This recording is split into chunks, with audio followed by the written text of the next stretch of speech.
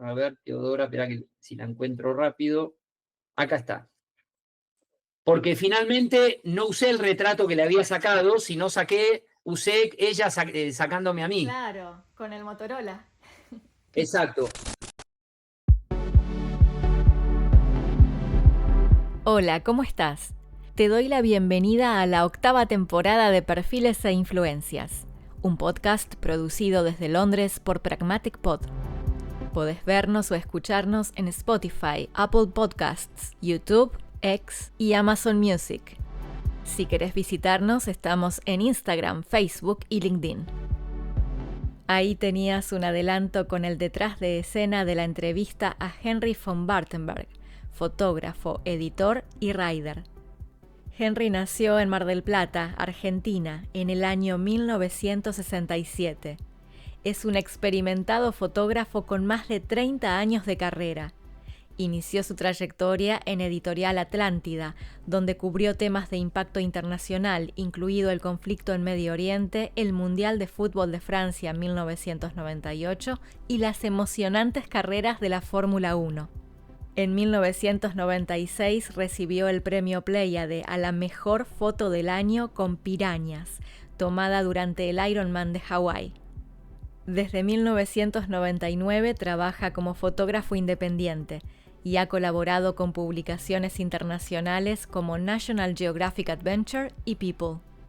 Publicó más de 40 libros y entre sus obras más recientes se encuentran Japón en bici y Templando el Temple. Quédate a escuchar su historia y aventuras. Empezamos.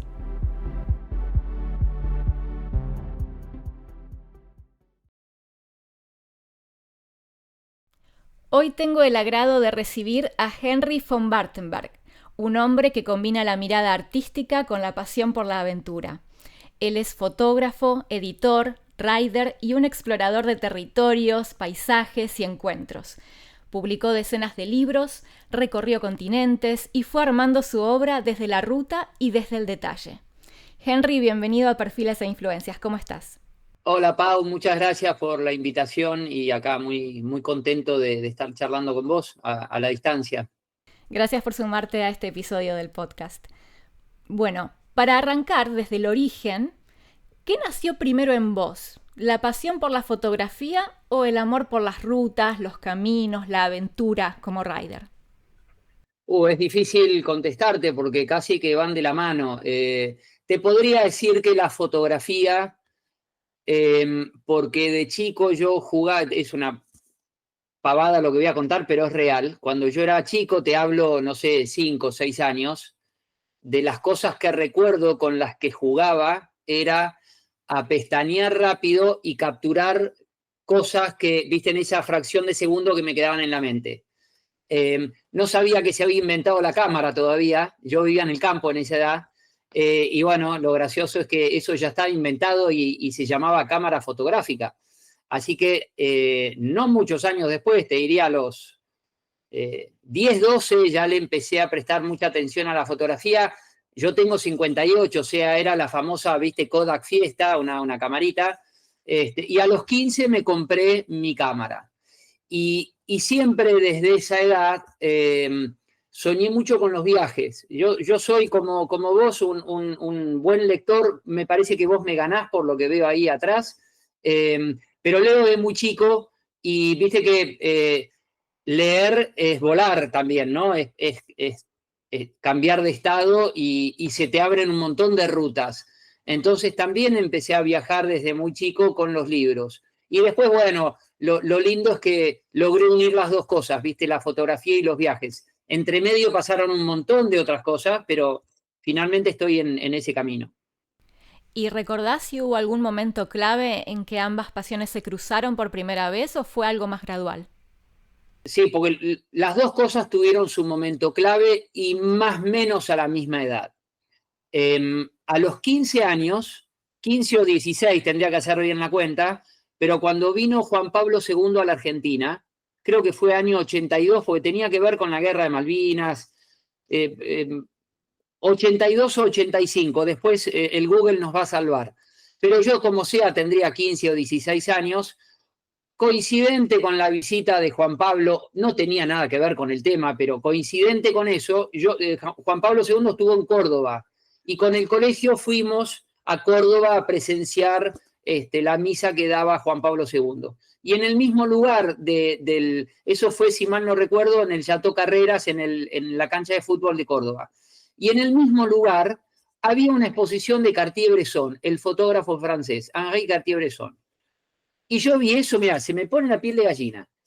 Yo vi eso, Pau, y ya ese fotógrafo que tenía, viste, curioso adentro, se despertó y dije, yo quiero hacer esto de mi vida, quiero viajar por el mundo haciendo fotos. Y quedé enloquecido con eso, o sea, me partió la cabeza. Y coincidente con el mismo momento, y lo habrás leído si leíste Templando el Temple, el libro que te compartí, yo cuento la anécdota de mi tío Diego Baudrix, que me invita a hacer un viaje a Mendoza con sus amigos en kayak, y ahí se me abrió también el mundo de los viajes y la aventura de una manera increíble. Entonces te diría que las dos cosas van más o menos de la mano y las dos cosas obviamente son compatibles. Ese viaje para mí fue iniciático en un montón de cosas. Primero en compartir un viaje de aventuras con gente más grande, con obviamente otra libertad, otro poder adquisitivo, otra preparación, o sea, eran cosas que yo a los 15, 16 años lo miraba como a lo lejos. Qué bueno esto, cómo me gustaría cuando sea grande viajar como viajan estos tipos, ¿viste? Con amigos y un viaje de aventura y demás. Así que eso para mí fue increíble. También fue increíble que en ese viaje conocí a José Luis Fonrouge, uno de los más grandes montañistas del mundo y alguien con el que después hice cosas alucinantes como fue escalar en McKinley. Entonces, ese viaje para mí fue como, viste, el precursor de lo que es un viaje de aventuras, porque obviamente para esa edad, no sé, qué sé yo, había viajado con mis padres, bueno, sí, pero habíamos viajado, no sé, creo que ya habíamos ido una vez a Estados Unidos, íbamos mucho a Córdoba, con mi abuela iba mucho a Córdoba en tren, o sea, me gustaba el tema de los viajes, era eso del movimiento. Pero una cosa es ir de la mano con tus padres, viste, a unas vacaciones, y otra cosa es planear tu viaje de aventura. Y eso se me disparó a los 16 con este viaje de Diego, y a partir de ahí me las ingenié para viajar todo lo que pude. Yo vivo solo, bueno, ahora no, porque estoy casado, pero me fui a vivir solo a los 17 años. O sea, yo terminé 5º año del colegio viviendo solo. Y viajo solo desde muy joven, desde esa edad hasta que me casé, viajé todo lo que pude y sigo haciéndolo.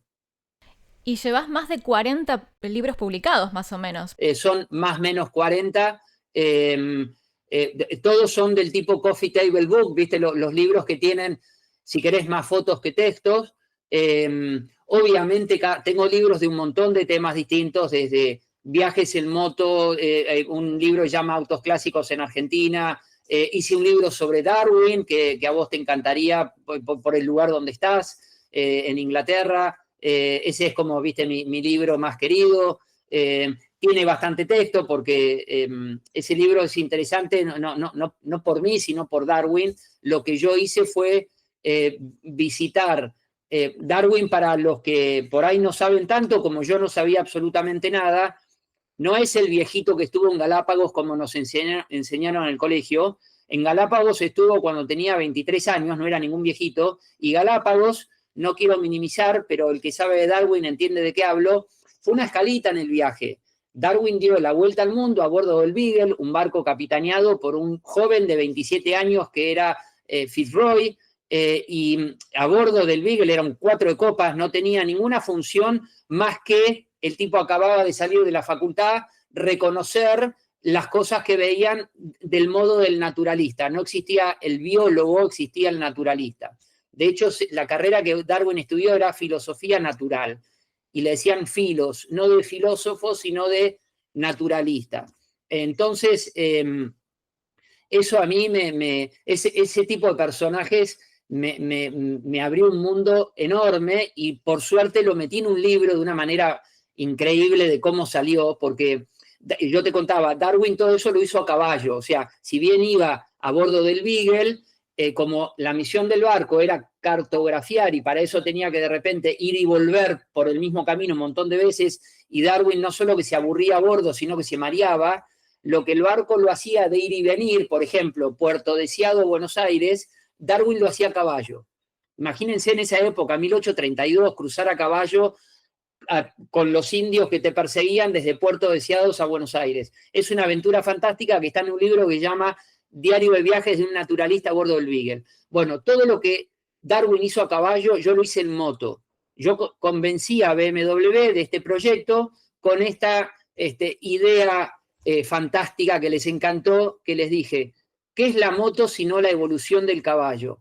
Hagamos lo mismo que hizo Darwin en moto. Y bueno, fue un libro alucinante que nada, me sigue llenando de satisfacciones, que se llama Charles Darwin al sur del sur. Y recorrí Argentina, Chile y Uruguay en moto, pasando por los mismos lugares que él lo hizo a caballo.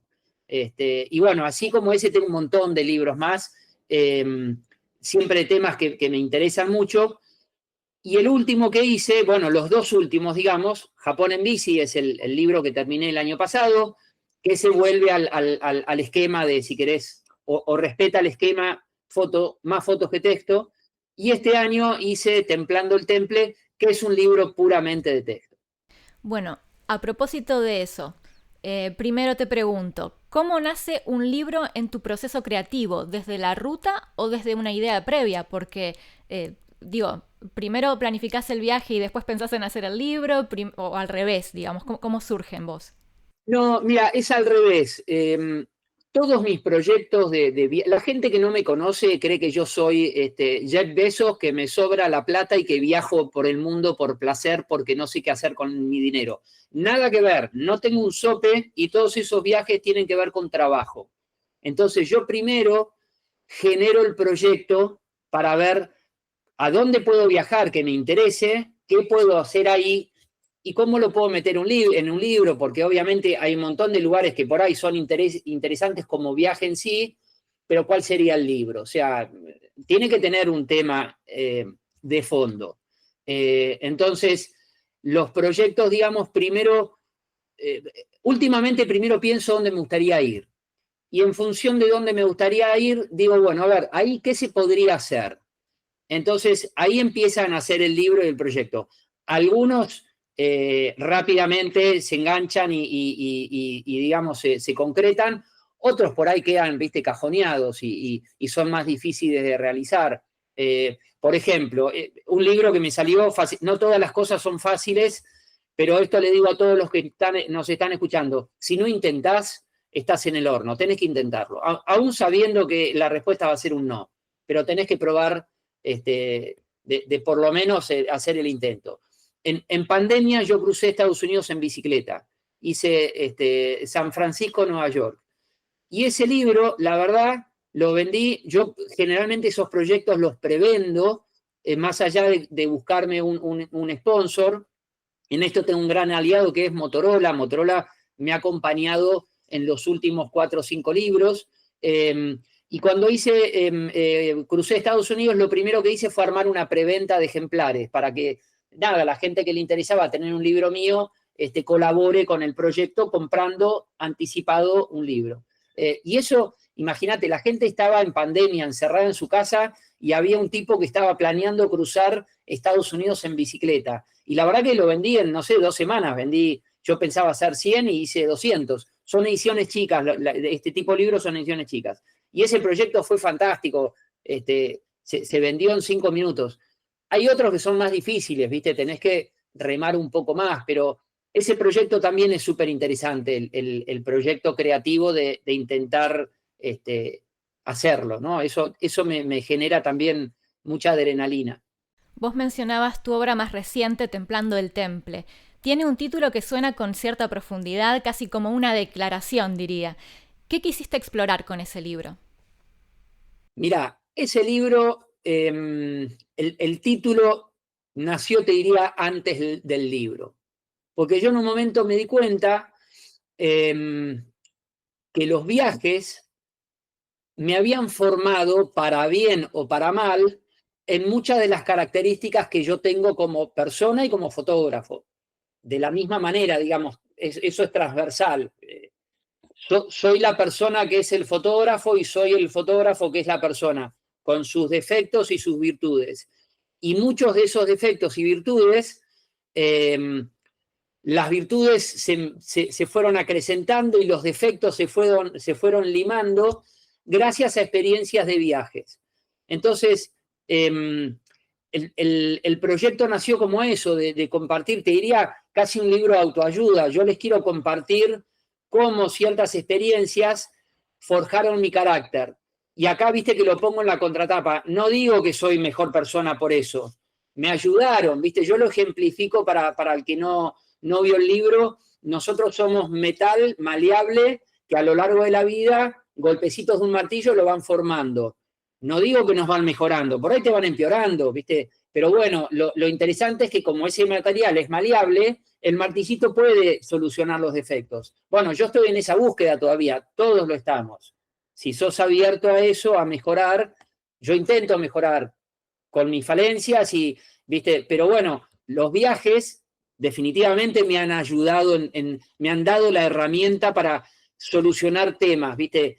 Temas, conflictos de, no sé, de mi cabeza contra el cuerpo, del cuerpo contra el medio ambiente, de cómo superar miedos, dificultades, todo eso me lo han dado los viajes y eso es lo que yo comparto. Entonces, en este sentido te pregunto, vos dirías que cada uno de estos viajes te ayudaron de alguna u otra manera, pero ¿hay alguno que haya sido más especial en tu corazón o en tu experiencia? Y, sí, totalmente. El que inicia el proyecto, cuando escalé el McKinley con José Luis Fonruge, la persona que había conocido antes con el viaje con Diego Baudrix. Ahí me di cuenta, yo ese viaje lo hice en 1995, o sea, hace bastante. Y ahí me cayó la ficha, obviamente después del viaje, ¿viste? Porque todos esos... el que ha estado en la montaña, este fue un viaje de montaña, sabe que todo el trayecto hasta la cumbre, si tuviste la suerte de lograr la cumbre, es muy tedioso. Y hay varias situaciones en las que decís, ¿qué estoy haciendo acá? ¿Por qué no estoy en mi casa viendo Netflix? Pero es muy gratificante cuando lo lográs. A veces pasa que no lo lográs. No es grave, la cumbre no se va a mover de ahí, volvés otra vez. No pasa nada. Pero como sea el proceso, ¿viste? Es duro. Y entenderlo después a la distancia es alucinante. Y de eso que fue duro, sacarlo mejor y uno siempre se queda... ya no te acordás si te ampollaste o no cuando volviste a tu casa. Te acordás de lo lindo que fue el proceso de haberlo logrado. Y eso, con los años, capitalizarlo y darte cuenta, es alucinante.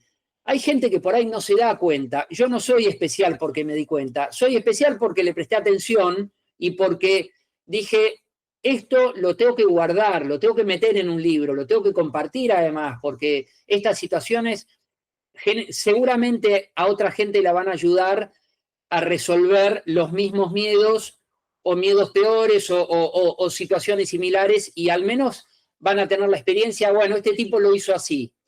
Yo lo hago así o lo hago de otra manera, pero por lo menos saber, ¿viste? No sé, una vez me invitaron a una fiesta que había ir con moñito. Y a mí eso de comprarme el moñito con el elástico no me va. Fui y me compré un moño y me pasé una hora en YouTube haciéndomelo. Y bueno, tenía la herramienta. Por suerte había un señor que dedicó su tiempo a grabar ¿viste? El video y enseñarnos a hacer el moño. Bueno, yo con este libro intento no enseñarte. Te muestro cómo yo hice el moño para esas situaciones. Vos después hacés lo que quieras. Pero sirve como inspiración también para mucha gente que por ahí quiere, porque tenés mucho espíritu de autosuperación y hay mucha gente que también quiere llegar a eso, pero a veces no sabe cómo empezar. Bueno, empiecen. Viste que yo cierro el libro diciendo es ahora. Yo cierro el libro, les cuento a los que no lo han visto o no lo verán. Yo tengo, como conté, 58 años.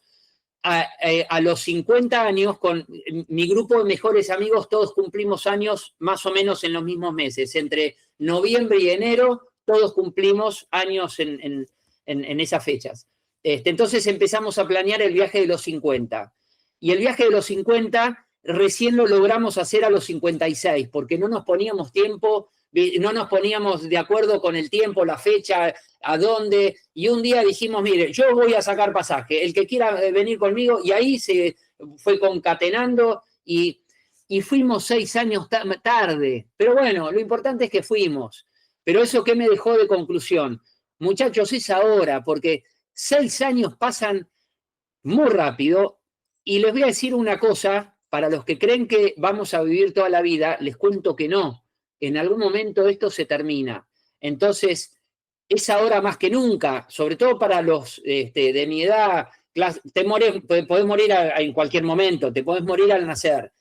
Pero bueno, por una cuestión, viste, de estadística, hay un momento que ya te quedan menos veranos. Bueno, a mí me están quedando menos veranos, entonces no, viste, no posterguen, no hay que postergar. Obviamente dentro de tus posibilidades, y también muy importante que yo esto lo aplico a mi vida. A mí me encantaría hacer un montón de cosas, pero yo sé que, qué sé yo, a Marte no voy a ir nunca, porque no me da el tiempo, porque no soy astronauta, porque, o sea, hay que planearse cosas para no, viste, desesperarse, que uno puede hacer. Y obviamente, ¿no? Tampoco te tenés que planear a cruzar Estados Unidos en bicicleta. El plan puede ser ir, no sé, qué sé yo, a Chascomús, o vos estando en Londres a Danhaus, que te queda a media hora de tren y que por ahí no fuiste nunca y es donde vivió Darwin y tenés que ir porque es alucinante. Eso ya es un viaje, ¿viste? No hace falta dar la vuelta al mundo. ¿Y hay algún lugar que te gustaría recorrer o alguno al que te gustaría volver? Mirá, volver, justamente me gustaría volver, me agarró en estos días una locura por volver a los Dolomites en Italia, a volver a ver el Tricime o Draisinen, según de qué lado lo ves. Me encantaría volver ahí, y me gustaría ir a Australia, que no conozco. Si querés, es como mi próximo. Yo visualizo con mucha anticipación los viajes. No soy de esos de que planean, viste, con 5 años, no. ¿Dónde voy a estar en 20 años? No tengo ni idea.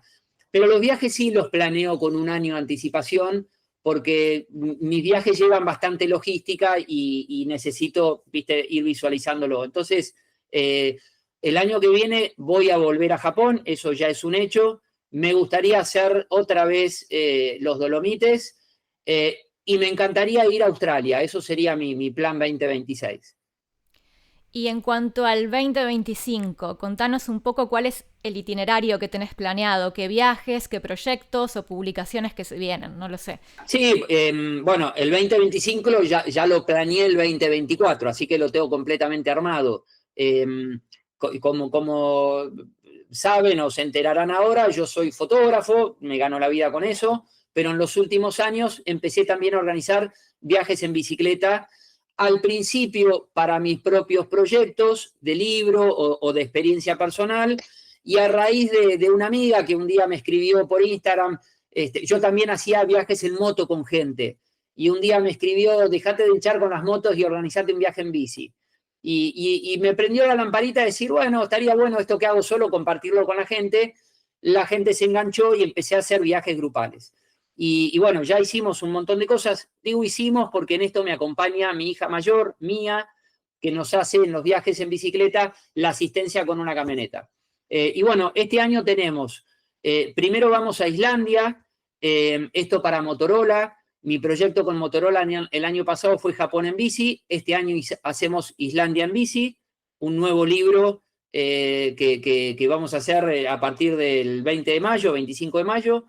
Después tengo un grupo para hacer bicicleta en Italia y en Albania. Y después, cuando termina ese grupo de Albania, vuelo a Roma. Y de Roma vuelo a Tokio porque tengo 2 grupos en Japón para hacer Japón en bici, 3 semanas en total de viaje. Y ahí vuelvo para Argentina en julio, fines de julio, y el 12 de agosto estoy de vuelta en Alaska, porque tengo ahí 2 viajes en Alaska, uno grupal también. Me llevo un grupo a hacer un retiro creativo fotográfico. Eso también es muy interesante porque no es un curso de fotografía, es un retiro creativo donde en la misma línea puede haber fotógrafos experimentados o gente que no sabe nada, porque lo que nosotros vamos a trabajar es la creatividad. Entonces cada uno la desarrollará en el nivel que pueda, digamos. Obviamente yo voy a estar tanto para aprender de los fotógrafos muy experimentados como para compartirles mi experiencia a los fotógrafos que no saben nada. Pero la idea es que sea un retiro creativo. Así, ese, digamos, sería el último viaje. No, el último no, porque después tengo planeado algo para noviembre en moto. Pero esos son, digamos, los viajes durante el 2025. ¿Cómo armás estas rutinas para los viajes, para los grupos? Generalmente intento llevar gente a lugares que yo ya hice un recorrido previo. Por ejemplo, este año hago Albania con un grupo, pero yo fui el año pasado con mis hijas a modo de scouting. Hago así porque fue mitad scouting, mitad vacaciones de mis hijas. Tengo otra hija que se llama Amelie, pero principalmente para mí fui a recorrer Albania porque era un lugar que no me animaba a llevar gente sin haber hecho una vista previa. Bueno, lo recorrí, fue fantástico. Este año voy con un grupo. Así fue el proyecto de Japón, más allá de que eso fue un proyecto de un libro, como te conté, con un sponsor. También mi idea era recorrer, yo di la vuelta completa a Japón. Mi idea era recorrer Japón para ver, bueno, quiero volver con gente, dónde puedo ir y dónde no se van a divertir. Entonces, con ese know-how, volví y armé 2 tours en Japón este año. Islandia, yo ya fui en bicicleta en el 2017, pero la idea de volver este año, más allá del proyecto que voy a hacer con Motorola nuevamente del libro, mi idea también es ir con intenciones de armar los trayectos del año que viene. El año que viene quiero llevar un grupo a Japón. Y así, viste, voy como... Hay lugares que obviamente son más fáciles, qué sé yo. Europa, tengo la suerte de haber viajado mucho y conocer un montón. Pero, por ejemplo, no conozco Portugal, no fui nunca a Portugal. Y a Portugal sí me animo a llevar un grupo sin yo haber ido. Porque hoy, viste, podés conseguir mucha información. Digamos que el idioma es compatible con lo que uno puede llegar a entender. No hablo portugués, pero puedo llegar a entender como entendemos todos. Pero ir a Japón sin conocer ya son otras ligas, viste, ¿no? O como fue el año pasado haber ido a Albania. Eso conviene ir a hacer una vuelta previa. ¿Llevas la cuenta de cuántos países llevas visitados exactamente o no? ¿O vas? Y más o menos 50 países, entre viajes en moto, en bici. En moto sí lo sé porque de hecho hice un libro hace 2 años que se llama The Riders, en donde metí en ese libro todas las fotos de viaje en moto que tenía y en moto ahí vi que había hecho 35 países en moto. En bicicleta debo llevar unos 15, 16 países, y después en total, en viajes que no han sido o en moto o en bicicleta, y muchos han sido por trabajo. Yo trabajé muchos años en Revista Gente y por eso viajé muchísimo también. En total conozco unos 50 países. O sea, me falta un montón por conocer, son 180 creo o algo así. No conozco nada, hay que viajar más. Pero igual, has viajado mucho más que otras personas.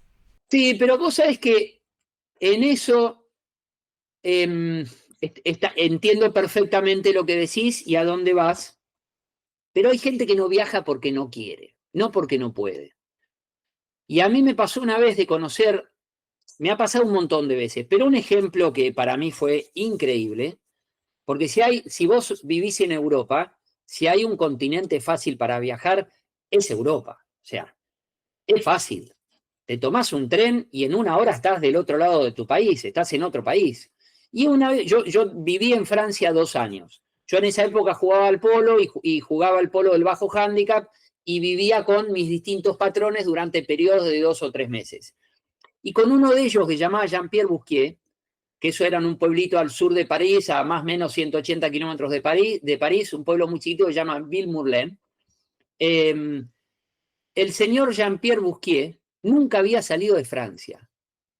Y resultó que yo con mis 20 y pico de años, en ese momento tenía, no me acuerdo, 21 o 22, conocía 20 veces más Europa que él.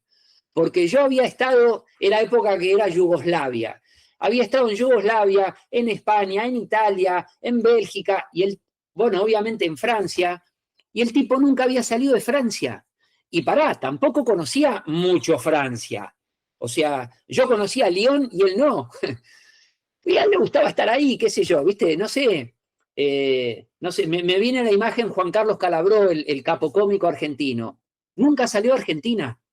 Bueno, en parte porque le tenía miedo a volar, ¿viste? Y en esa época, si no ibas en avión, ir en barco, por ahí el tipo no tenía tiempo para eso. Pero nunca salió a Argentina. Entonces, cuando vos decís, conocés 50 países, sí, por ahí son un montón y yo le he dedicado mucho tiempo a eso y obviamente una gran inversión. Por ahí, no siempre por suerte de mi bolsillo, sino la mayoría han sido viajes de trabajo. Entonces, ya, digamos que el gasto se ha generado por otro lado, ¿no? Porque también hay gente que no viaja porque no puede, porque viajar es caro. Pero los que pueden a veces no quieren, ¿viste? Y es una pena porque viajar te cambia la vida, ¿viste? Yo ahora, por ejemplo, de haber descubierto a Japón, digo descubierto porque no había ido nunca, y a mí me cambió la cabeza, o sea, para bien o para mal, porque Japón también tiene un lado B, bueno, vos lo conocés a Ale Crivelli y él te lo habrá contado. Japón tiene cosas que son espectaculares y también tiene un lado B que es bravo, ¿viste? La gente tiene una gran presión por su trabajo, viven, te diría, bastante angustiados con ese tema. El promedio de iniciación sexual es a los 40 años. Ese dato a mí, la verdad, me pareció increíble, porque, no sé, bueno, no soy psicólogo, pero iniciarte sexualmente a los 40 debe ser un quilombito cerebral, qué sé yo, no sé, no me quiero meter en ese tema porque no lo domino, no soy experto en educación sexual, pero no debe ser sano iniciarte a los 40. Y así un montón de cosas. Y después tienen, que eso yo no sé si está bien o está mal, por ahí nosotros como, viste, venimos de otras culturas, nos cuesta entenderlo, pero no tienen zona gris, los tipos eso blanco o negro, es sí o no. ¿Viste? Y te cuento una anécdota cortita que es el mejor ejemplo que se me ocurre en este momento. Yo en mi viaje en bicicleta iba todos los días durmiendo en un hotel distinto. Y un día en uno de los hoteles, en Murakami, en una zona que es lindísima, el trámite del hotel, digamos, fue, yo generalmente reservo los hoteles por Booking. Y ese día no lo reservé por Booking porque quería primero, no, viste, ya me había llevado un par de chascos con los hoteles, entonces quería primero ir a verlo. Y como estaba relativamente cerca y había mucha disponibilidad en otros lugares, digo, primero me quiero parar enfrente del hotel y ver. Vi, estaba perfecto, entré, tenés habitación, sí, cuánto cuesta tanto. En 3 minutos estaba en mi cuarto. Bueno, qué sé yo, entré al cuarto, me duché, no sé, me fui a dar una vuelta, comí. Al otro día yo me tenía que ir, me di cuenta que no había preguntado si lo que pagué era con desayuno o no. Entonces le pregunto al señor, le digo, perdón, ¿la tarifa que pagué era con desayuno? No, me dice, el desayuno lo tiene que pagar aparte. Ah, bueno, perfecto. ¿Cuánto es? Porque quiero desayunar. No, me dice, eso me tendrías que haber avisado ayer. Sí, está bien, le digo, todo esto con sonrisa, ¿viste? No, me tendrías que haber avisado ayer. Bueno, pero es que no te avisé ayer, te aviso ahora. Quiero desayunar. No, me dice, no me estás entendiendo. El desayuno tendrías que haber avisado ayer. Pero es que solamente quiero un té. Está bien, me dice, reserva el té para mañana. Es que mañana no voy a estar. Y entonces reserva para la próxima vez que vengas, pero ahora no vas a poder desayunar, me dijo. Y yo quería un té nomás. Y no hubo manera de convencerlo de que, está bien, perdóname, no reservé, te reservo ahora. No, era ayer, punto, se acabó la discusión. No hay gris. Fue ayer. ¿Viste? Y eso te tenés que acostumbrar, porque a mí, digamos, me pareció simpático y ni me puse a discutir y fui y me tomé un té al lado, o sea, no era grave. Yo hago ayuno intermitente, o sea, salir con un té, sin té, me daba igual. Pero fue graciosa la anécdota de que el tipo, viste, era ayer el desayuno, no era hoy. Y así es el sistema. Evidentemente le sirve, pero a nosotros como latinos, viste, nos tenemos que acostumbrar, que acá todo es permisible. No hay más entradas, pero entra igual que te parás ahí al costado, viste, eso allá no existe. Es más tajante. Totalmente. Sí, sí, no hay grises. Es blanco o negro. Es así. Es on-off. Se acabó. Henry, te pregunto como fotógrafo ahora. Cuando estás en la ruta, ¿cómo elegís qué fotografiar? ¿Hay algo que te atraiga más? Por ejemplo, las personas, los paisajes, los detalles. Uy, tengo una curiosidad sin límites con eso, ¿viste? Yo hace rato aprendí algo que es que las fotos no se buscan, se encuentran. Entonces, generalmente yo salgo por la vida como un cazador. Mis amigos que me conocen, los que han viajado conmigo y me ven en actitud de fotógrafo, dicen, uy, mirá, ahí está cazando, dicen. Ya se puso a cazar con Z otra vez. Porque me cambia la actitud, ¿viste? Cuando veo algo. Pero rara vez, yo voy generalmente a la pesca, rara vez voy a buscar algo concreto, porque no se da así, ¿viste?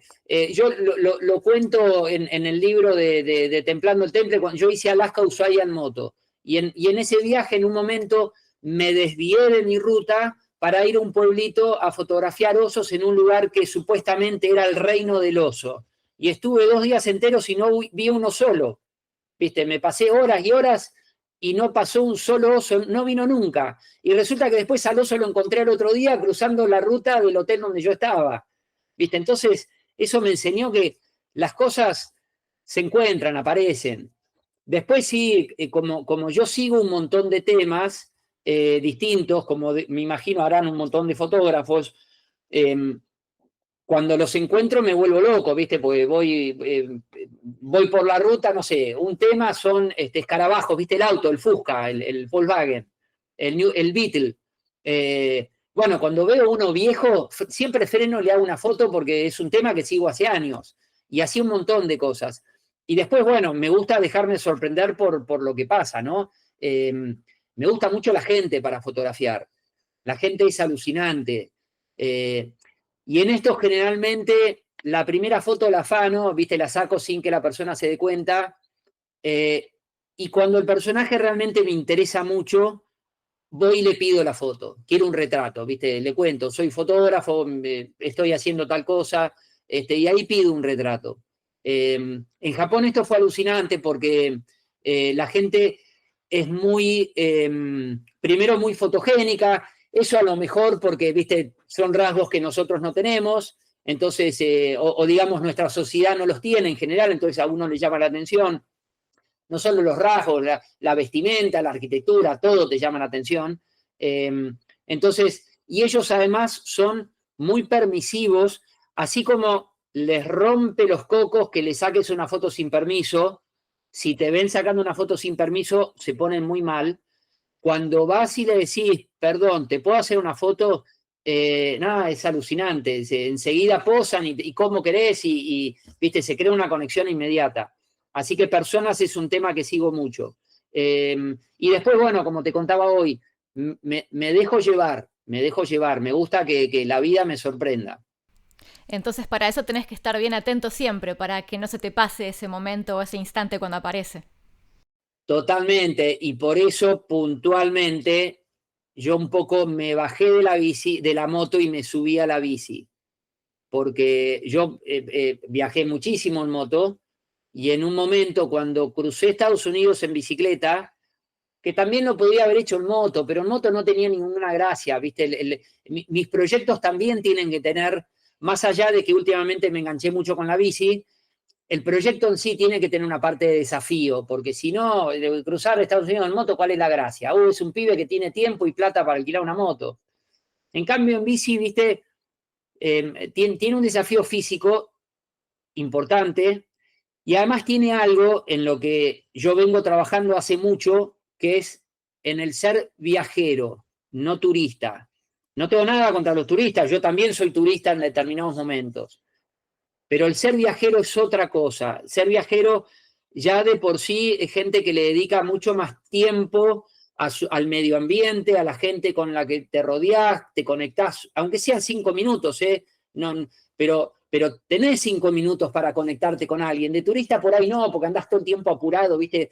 Me cierra tal lugar y tengo que llegar. De viajero tus tiempos son otros, vos sos más permeable a lo que te rodea. Y además, y esto ya viene una parte romántica mía, yo vengo del mundo de los caballos, me crié en el campo, aprendí a andar a caballo antes de a caminar, y a mí me conecta con la época de los viajeros, viste, a caballo que recorrían grandes distancias. ¿Y qué pasa? Bueno, la moto, si querés, es algo parecido. Pero en la moto hay un punto que vos tenés que ir prestando atención a la ruta. Si bien está bueno porque a diferencia del auto tenés visión, viste, periférica a 180 grados, con la moto puedes parar en cualquier lado, bueno, con el auto casi también, pero no puedes parar en cualquier lado, ¿viste? Pues no hay banquina, acá es peligroso, en la moto siempre te las ingeniás. Pero la bici le gana a todo porque es el mundo en cámara lenta, ¿viste? La bici, vos vas pedaleando, vas a 20 kilómetros por hora, te podés distraer porque tu tiempo de reacción es otro, ¿viste? No vas a 120 y te frenó el auto adelante. Y además, acá viene lo más importante, cuando vos venís mirando algo, eso está ahí durante horas de repente. Si vos venís mirando una montaña, la montaña la vas a ver ahí las próximas 5 horas. Y eso es alucinante, el tener tiempo de contemplar. Entonces, viste, volviendo a lo que te contaba hoy, que me quedan menos veranos, ojalá viva hasta los 90, pero no tengo ni idea. De todas maneras, son 30 veranos nomás, viste, tampoco son muchos. El hecho de tener más tiempo para mirar me es alucinante. Y acá te voy a volver a Cartier-Bresson, que es como empezó todo esto. Cartier-Bresson, de grande, de viejo, dejó la fotografía. Un día dijo, no hago más fotos, me voy a dedicar a pintar. Y empezó a dibujar y a pintar. Y un día estaba en una plaza y alguien lo reconoció. Cartier-Bresson era un fotógrafo muy, muy conocido, muy importante. Y alguien lo reconoce, el tipo estaba ahí sentado mirando. Y Henry, ¿qué está haciendo acá? No, estoy disfrutando, estoy contemplando el paisaje. Dice, uy, qué lindo, cómo recuperó su tiempo ahora, porque me imagino que antes su vida no tenía tiempo. Y él lo mira y le dice, no, todo lo contrario, ahora tengo menos tiempo que antes porque estoy muy ocupado mirando. Claro, el tipo, viste, nunca se había puesto a mirar horas.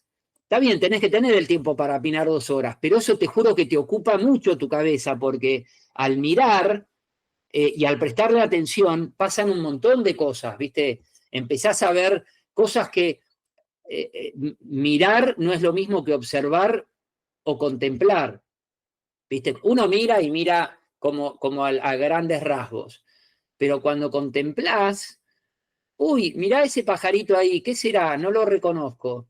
Y ese árbol, uy, es un liquidámbar y está en otoño y las hojas son color ocre, nunca vi ese color en mi vida. Empiezan, viste, a pasar un montón de cosas que para eso tenés que contemplar. Y contemplar lleva tiempo, tenés que estar, viste, muy focalizado en eso. Es un ejercicio. Tenés que tener la intención, definitivamente. Definitivamente. Y la bicicleta te lo da, viste, te permite contemplar. Para cerrar, a lo largo de tus viajes y tus obras, hay un claro interés por lo multicultural, diría, por lo diverso también, lo humano. ¿Cuál fue el encuentro o la historia, quizás, más conmovedora que te tocó vivir o retratar? Mirá, te lo voy a poner en un proyecto que hice hace 2 años que se llama Argentinos. Es también un libro que hice con Motorola. Salí a fotografiar argentinos por todo el país. La idea era pisar las 23 provincias, más la capital federal, obviamente. Y para esto salí a recorrer sin ningún, digamos, o sea, completamente al azar. Salí a buscar gente que me llame la atención y fotografiarla. Solamente para ordenar el proyecto, sí marqué 4 o 5 personajes que yo quería ir a hacerle una foto. Pero después el resto era encontrar lo que sea. Y eso fue alucinante porque se dispararon 1000 historias. Te voy a contar 2 muy cortitas. La primera, que es alucinante, y además pasó algo muy reciente con ella, se llama Teodora. Nosotros en ese viaje yo lo hice de distintas maneras, en moto, en camioneta. Cuando iba en camioneta, siempre, viste, como eran por ahí viajes largos de mucho tiempo, de muchas horas arriba de la camioneta, porque no es que me iba semanas para eso. De repente, en mi agenda del año metía un viaje de 5 días, pero me tenía que ir a Catamarca, viste, yo vivo en Buenos Aires. Entonces, de repente hacía 5.500 kilómetros en 5 días. Entonces, para Catamarca puntualmente me acompañó Amelie, una de mis hijas, para también que me maneje un poco, viste, charlar, escuchar música con ella, qué sé yo. Y bueno, la idea era ir a un pueblito, una comunidad en realidad indígena que está contra la montaña, cerca del límite con Chile, y es un pueblo muy interesante porque lo maneja una comunidad. La cuestión es que este camino a ese pueblito que está perdido en el medio de la nada, de repente veo un ranchito de piedra y que evidentemente había alguien porque había ropa colgada, entonces empiezo a buscar a ese alguien, porque digo, en algún lugar tiene que estar, y veo una señora con sus cabritas. Ella ya me había visto primero y ella empezó a correr hacia el camino de la camioneta. Entonces, bueno, obviamente frené y esta señora Teodora, cuando me alcanza, digamos, habrá corrido unos 200 metros, esto en el medio, imagínate, de la puna catamarqueña, en el medio de la nada, o sea, nada, solo montañas a 200 kilómetros de escenografía. Y Teodora, cuando se acerca a la camioneta, lo primero que nos pregunta es, ¿tienen antibióticos? ¿Tienen antibióticos? ¿Viste? Antes de decir hola, ¿viste? Uy, sí, le digo, mira, casualmente tengo unos antibióticos, yo me había cortado el brazo y me habían dado unos antibióticos para no infectarme. Le digo, tengo esto, no me acuerdo qué era, amoxicilina, no me acuerdo. Uy, sí, bueno, muchas gracias, pues estoy con una infección. Bueno, gracias, gracias. Y me dice, ¿y qué más tenés? Y le digo, te doy todo lo que tengo, ¿viste? Tenía caramelos, chocolatines, cosas que habíamos comprado con Amelie, agua. Bueno, le empiezo a dar todo. Tengo unas manzanas. No, no me gustan las manzanas, me dice. Bueno, no sé, quédatelas igual. Ya para esta altura me había dicho que llamaba Teodora. Entonces le digo, Teodora, contame tu vida acá, ¿qué haces? Me dice, bueno, yo cuido estas cabritas, vivo acá, tengo un hijo que vive en Salta.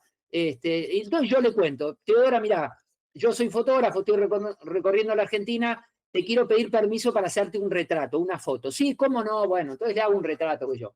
Charlamos un ratito más y cuando me voy a despedir, me dice, espere, Don, que yo también le quiero sacar una foto a usted. Y ahí saca un Motorola, además, la misma empresa que me estaba financiando el viaje, eso ya fue increíble, saca un Motorola y nos hace un retrato, me hace un retrato a mí con mi hija que fue alucinante. Y yo, viste, me maté de risa. Digo, Teodora, ¿tenés teléfono? Sí, me dice. Digo, pero ¿y con quién hablas? Si acá no hay señal. No, me dice, si yo me trepo a aquel cerro, me dice, y acá fue muy gracioso, me dice, pues yo me trepo a aquel cerro y me dice, hablo a todos lados, hasta Salta hablo.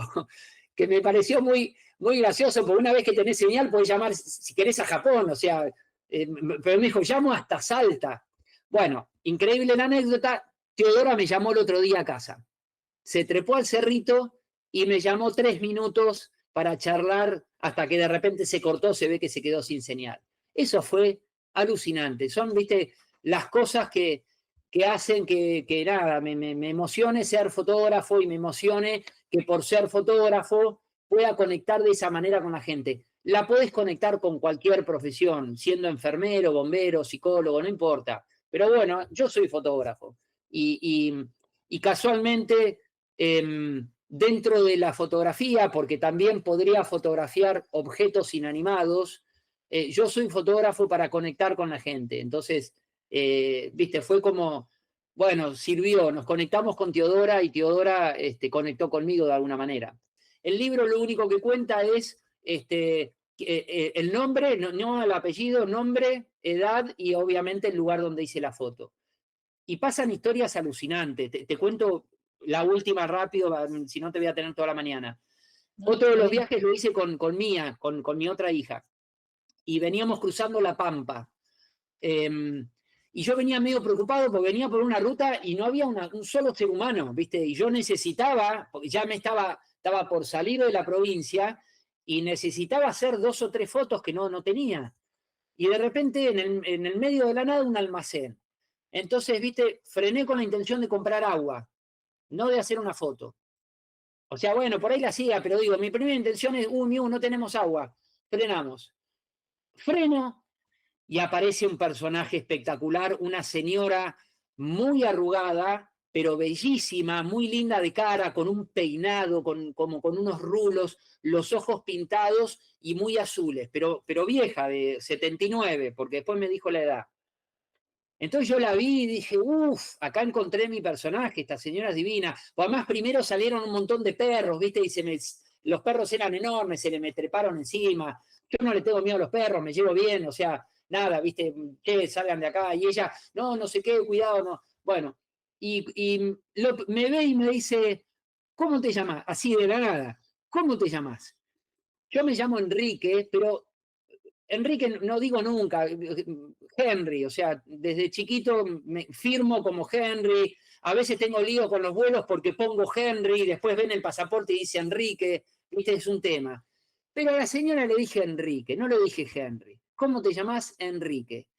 Y ahí me tira todo de corrido en una sola línea, me dice, Enrique, yo tuve un novio que se llamaba Enrique, un morocho lindísimo, estábamos muy enamorados, pero nos separamos porque él era muy mujeriego, me dice. Todo de corrido así.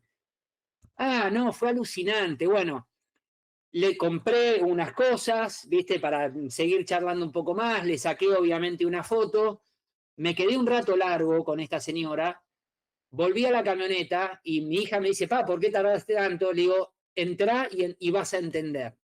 No, dale, sigamos. No, Mía, esto es una enseñanza de vida. Entré y conocela. Mía se quedó casi una hora porque conectó de tal manera con esta señora. A mí me atendió en el almacén, a Mía la hizo pasar a la casa, le mostró toda la casa, le mostró su ropa, le mostró los perros que tenía atrás, la huerta. Una hora estuvo. Una hora que para mí, primero, envidia sana de que yo no entré con ella, y segundo, viste, esas cosas son, yo me quedé muy feliz de lo que había pasado porque es enseñanza pura, viste, ella le enseñó cosas que yo no le hubiera podido enseñar nunca. Esa horita o 20 o 40 minutos que compartió con ella para mí fue de las cosas más ricas del viaje. Así que nada, eso es increíble. Yo estoy siempre muy permeable para esas historias. Henry, fue un placer enorme tenerte en Perfiles e Influencias. Quiero aprovechar este cierre para destacar algo que no quiero que pase desapercibido. He escuchado a muchas personas que han tenido la alegría de conocerte y todas coinciden en algo, en tu generosidad y tu calidez humana. Y ahora que tuve la oportunidad de charlar con vos, también pude percibir eso de primera mano y espero que la gente también. Así que gracias de verdad por compartir tu tiempo y tu historia con nosotros. Gracias a vos, me haces emocionar. Gracias.